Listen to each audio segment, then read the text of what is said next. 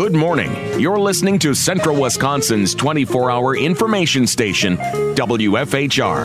It's time now for the Morning Magazine.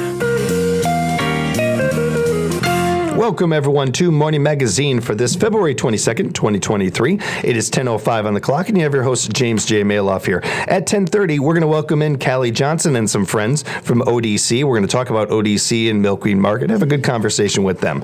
Right now, in studio, we have Laura Valenstein. She is the Vice Chair of Wood County Board and the Jail Construction Committee. Good morning, Laura. Laura, thank you for being here. And we also want to say hi to Taylor and our friends at Wisconsin Rapids Community Media. Thank you so much for being here. I encourage you to like and support them on their Facebook and go into your YouTube, type in Wisconsin Rapids Community Media, subscribe to their page, and see the great work that they're doing over there. Laura, have you joined us before? I have. This will be my third time. I thought it was your third. I didn't know if it was your second or your third time being here. It's great to have you in studio. Great to have you back. Thank you again. Yeah, thank you. This is always fun. Got a couple of things we want to cover today with the time. But first off, let's talk about the jail, specifically, you being the vice chair of the Wood County Board, you're on the Jail Construction Committee. How are things rolling with that right now? Is everything on time as far as schedule-wise? Yeah, things are going really well. We've been really lucky with our warm winter this year, so we haven't had to do quite as much mitigation with the snow and freezing temperatures. And if you drive by, you'll see that we're starting to go vertical now. So we have some of our first steel structure going up. So those cranes that were out there and everything, I could not take my eyes off them. It's awesome. It took 17 semis to deliver the big one. So wow, yeah. I didn't realize that. Yeah. Oh, that is cool. Pretty neat. That is awesome. It's no big blue, but yeah, but it's still very interesting. As some of the contracts that were out and some of that was being done, and we were looking for these construction work or this company or what that has that all been worked out? Has some of the behind the scenes stuff been kind of hammered out? Yeah, it has. We have I think 3 line items that we don't currently have bids for, but we are able to kind of plug in accurate numbers, or at least what we think is an accurate number, to continue going. And those are really the finishing type jobs, like casework and things like that. So what is because doing this job, I get a little spoiled. I have people come in, and even when the things we're talking about, we always end up talking about things in town. And certainly one of the bigger headlines right now, one of the bigger things on people's minds here in central Wisconsin is this jail. And while maybe a year, I would go back farther than that, a couple of years ago, especially during the pandemic, I would say that it was probably 60-40 maybe of 60% of people not too in favor of it, 40% being pretty in favor of it. That slowly, little by little, chicked away to where now I would say maybe 20, not even maybe 10% of people that I hear from, it's not that they're not in favor of it, they just maybe have questions. Right. They're a little uncertain. For the most part, I think everybody's gotten on board on this. And, to be fair, it's happening either way. So, I mean, right. It really, one way or another, you're not going to slow this train down. Right. I think that the town has also realized that and just kind of, we might as well support, might as well get behind this. But there is questions. There are people that are uncertain out there. And I think that, getting them some answers would relieve a lot of that and maybe up that percentage to maybe getting everybody behind this. Yeah, absolutely. What are some of the questions that you've been asked? What are some of the more outlier things that maybe haven't been addressed? The thing that I hear often is, why are we building a jail when we could really be building a addiction treatment center? And that's a really valid point. Unfortunately, building an addiction treatment center doesn't solve the problem that we do have 200 incarcerated individuals that we need to provide housing for. And if individuals are outside of the county, we cannot provide them with programming. So unfortunately, a lot of times people who have addiction do end up in the jail, and this is a great place that we can provide those resources for them. Yeah, it'd be a little bit of a cart before the horse situation. Right. I'm a child of addiction. I have it's a very sensitive subject to me. I'm very attuned with it and everything. But even I'll be the first to admit that it's a cart before the horse kind of situation. It doesn't really help us very much. Right. And the fact that people like yourself, Laura, that are on the committee and everything, when that gets brought up, you're not bashing here, not saying that's not a bad idea or anything. It's just not right now. That's something that we will hopefully be able to do after the jail's built or something, or maybe it'll be a part of things or what have you. And if we can do this, we're building an extra space that we can provide day treatment and bring in people during the day, give them counseling. I would love to be able to have a treatment facility, but unfortunately that's almost harder to justify than a jail at this point. That's a good point. It is. And that's saying something, because the Midwest, going back to opioids and even before that, other things, we've had a long history of addiction in these states. Right. It's important to address the subject. So that's saying something that we need to, because we keep coming back to this. The safety of the officers, the safety of the people that are in, the criminals that are in there. All of this has to come first. Like it has to. Right. The money that we're going to save from sending inmates to other cities and all that, that's certainly great, and that's a big part of the push for this too. Right.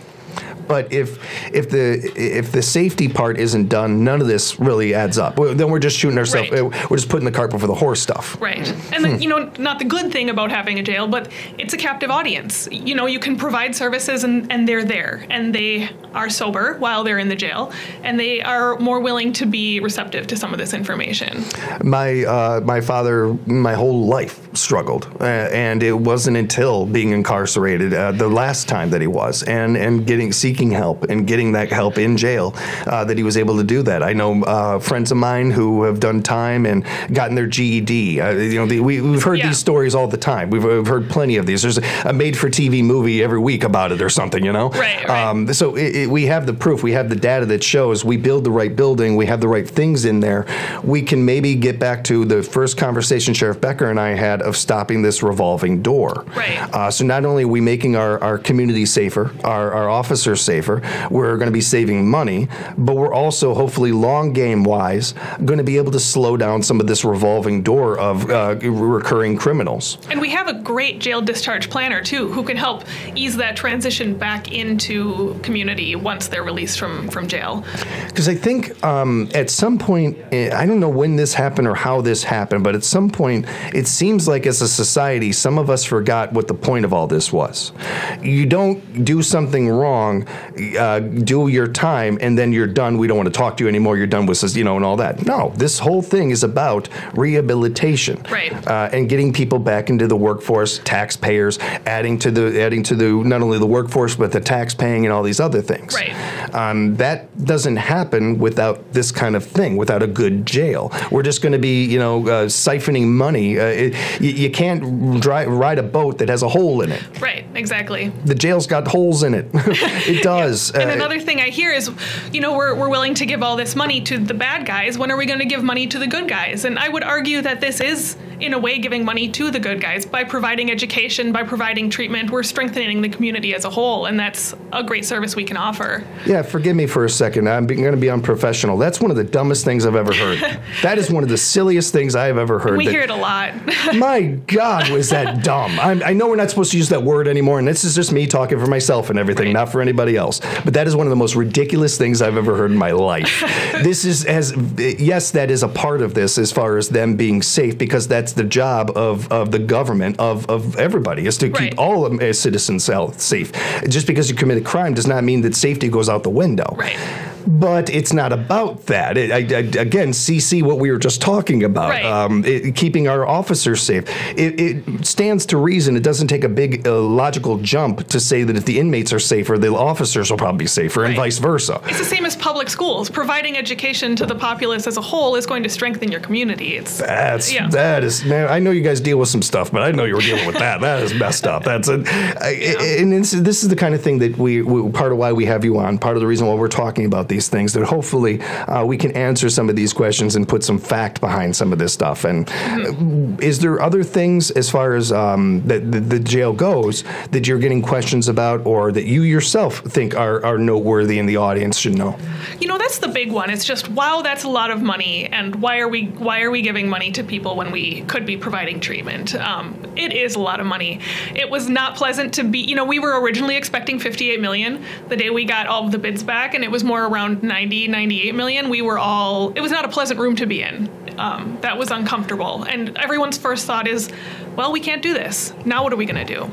And we slowly went from, we can't do this, to we genuinely have no other option. It's not going to solve our problem. If we cut down on the size of the project just to save money, we're going to be in the same situation in a couple years from now. Different committees and different things. So it's apples and oranges a bit. But I will say, we got a water park in this town. Yes. I mean, we have a water park. We have a better water park than we do a jail. We do, yeah. That does not add up. That does not make a whole lot of sense. That doesn't lead to a safe community. Right. I would think that if you're telling me I can keep my community safe for X amount of tax dollars, sign me up. All right, that's why I pay taxes. Right. That's the whole game that we're in here. That makes perfect sense to me. The water park thing, not as much. You know, and it's great for placemaking. It's fantastic. Absolutely, yes. And I like the water park. I'm glad we have it and everything. But if I had to choose between the two, I'm not even thinking a second about that. Right. Yet we have a water park up and running and everything, and we're just now getting shovels in the ground for this jail. Right. We're limping around with this jail. Yeah.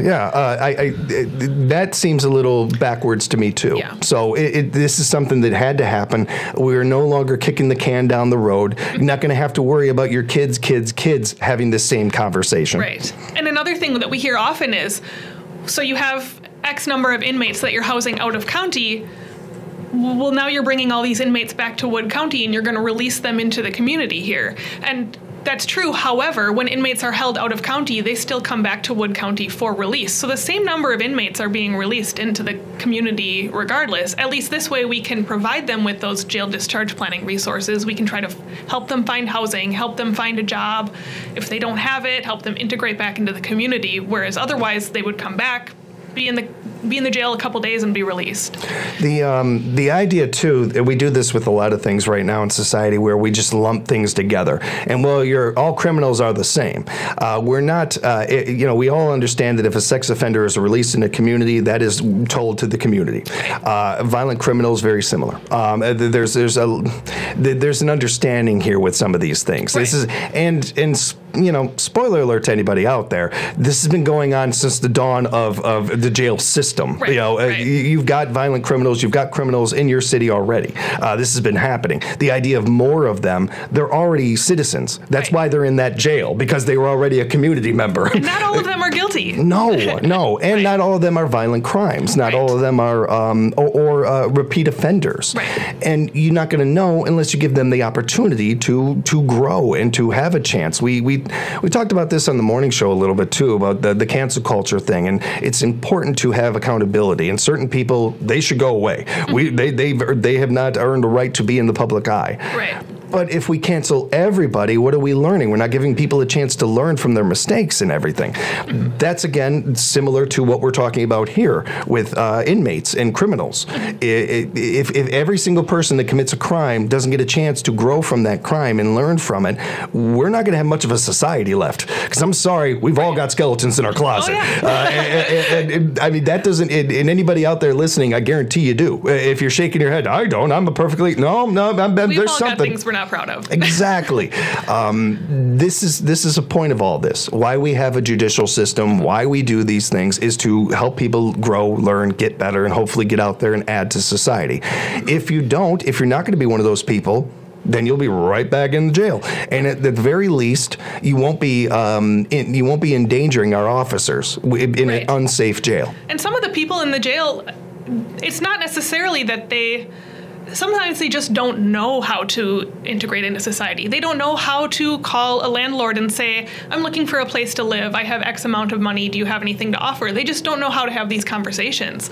And a lot of this is being able to teach them how to do this. Was there anything else you wanted to touch on as far as the jail goes, Laura? No, I don't think so. Okay. Laura Valenstein joining us. She's on the vice chair of the Wood County Board and the Jail Construction Committee, and that's not all that Laura does.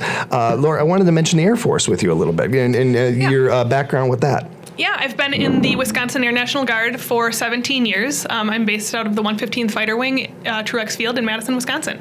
Nice. Thank you for your service, by the way. Well, Appreciate that. I've never regretted it. I've had days where I've gone, man, look at my life decisions that have brought me doing this specific thing. But, but at the end of the day, I've never regretted it. It's been fantastic. What is one of the more like kind of encouraging things you can say to people out there as far as being a member, being a part of this service? Yeah, well, I'll tell you, I went to college for free. I had no college debt, and I actually got paid to go to college. So outside of paying for my school, I got extra money for rent and books and food. So it's, paid dividends that way. I will have a pension, which is pretty rare. I've had fantastic health insurance, and I've gotten to go on some amazing trips. I've deployed 3 times. I was in Iraq in 2009. I was in Japan in 2017, and I most recently was in Saudi Arabia last year. So it's been just fascinating. I've gotten to meet people and do things that no one else has. I would be jealous if I thought about it a little bit more. I would have done it myself. So I can only be so jealous. That's awesome. And I work That's with really cool. fighter jets, which most people can't say they do. So it's been really fantastic. Now that I'm jealous of. Now that I'm very jealous of. That is really cool. The traveling got me already, but that part, that's really cool. Yeah, there are so many times when I'm at work and I'm like, wow, this is awesome. You also, as I mentioned before, you're the vice chair of the Wood County Board. What does the vice chair mean specifically? What is that? The vice chair means that if Lance stops breathing or if Lance is not there, then I get to step in. That's why you're here today. It all adds up. He's still breathing, I can assure you. Yes. We wish you a good day, Lance. I hope you're doing good. I wanted to take a moment to kind of talk about being a board member. It's something that Lance and I have talked about, and most people that we have a chance to whenever we can talk about it. Most boards out there, especially nonprofits, are always looking for good people, and we're looking for community members to be a part of these boards. What for you made you want to be on the board, let alone taking on a position like vice chair? Yeah, it seems like there's 2 people who want to join and do public service, and it's people who either have a very specific item or agenda item that they want addressed, or people who just want to be more involved in their community.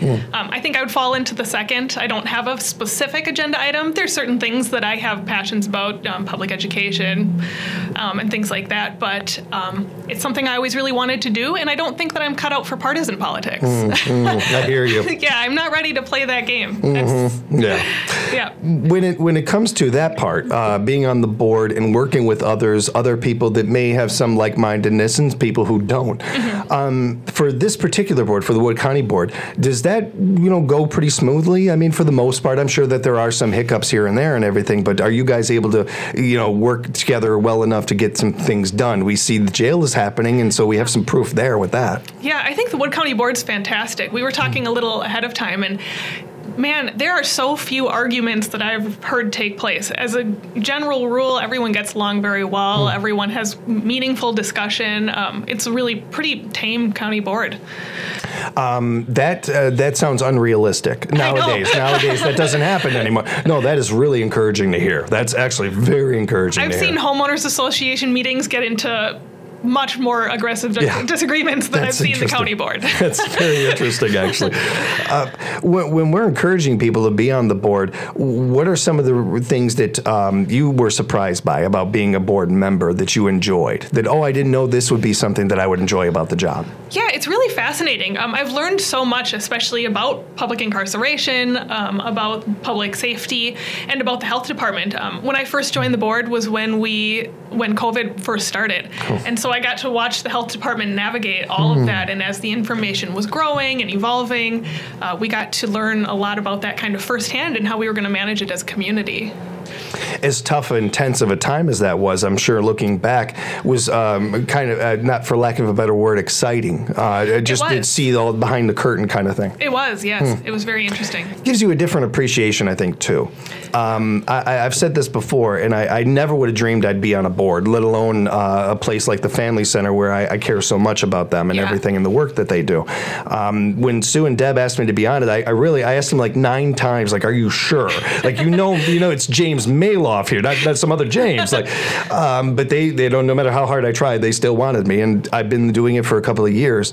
It is so rewarding, and it's not a huge time commitment, but the relationships that I made, the friends I've made, the impact that we've been able to do, and just being a tiny cog in the machine of what Sue and Deb and the great people over there at the Family Center are doing. It's so humbling, and it feels so good to be a little tiny piece of this whole thing.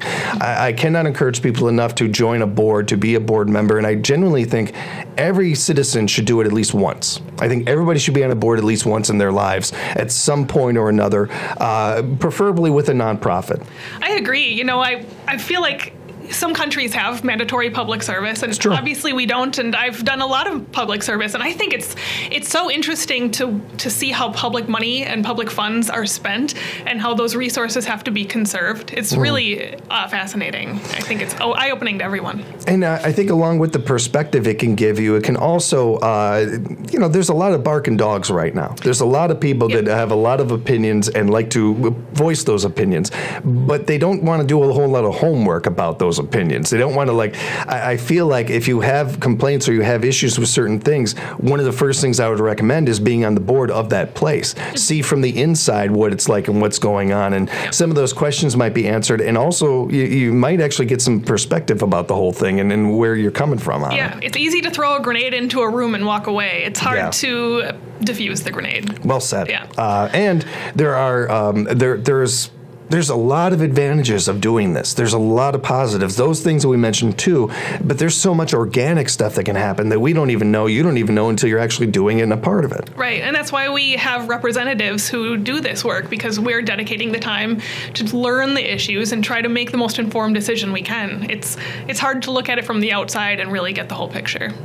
Laura, if people want to know more about the jail itself or being a board member, any of this stuff that we've talked about today, is there a website? Is there somewhere we can direct them? Yeah, so the Wood County Board has its own, we have a segment of the Wood County website, and all of the meetings are public, so we would always encourage people to come. At the beginning of every meeting, we open up for public comment, and we very rarely get some. I always say that the public doesn't seem to show up when there's really big issues affecting them. They seem to show up when it's more performative or things that are symbolic. And we would really love to have more input. It's hard to make a decision when you're guessing what the community wants. Yeah, and if you don't speak up, you'll never be heard. Right. So it's important to do that. If people have follow-up questions, want to know more about some of the stuff we've talked about, is there a way to reach you directly? Yeah, call me. Call me. My phone number is on the Wood County website, and I would love to hear from you. I don't hear from a lot of people, so I love to chat. Excellent. I apologize, Laura. You did too good of a job. You're going to have to come back for a fourth time now. I'm sorry, but you should have just really phoned it in. You did a good job. Did nice work. I'm not the Humane Society with the dogs. So. It's tough to compete with that. It is. Thank you so much for the time, everything, your service, and your commitment to this community. We appreciate you. Great. Thank you for having me. Thanks for the time. And a big thank you to Taylor and our friends at Wisconsin Rapids Community Media. Again, make sure to subscribe to their YouTube page and keep up to date on the great work that they're doing over there.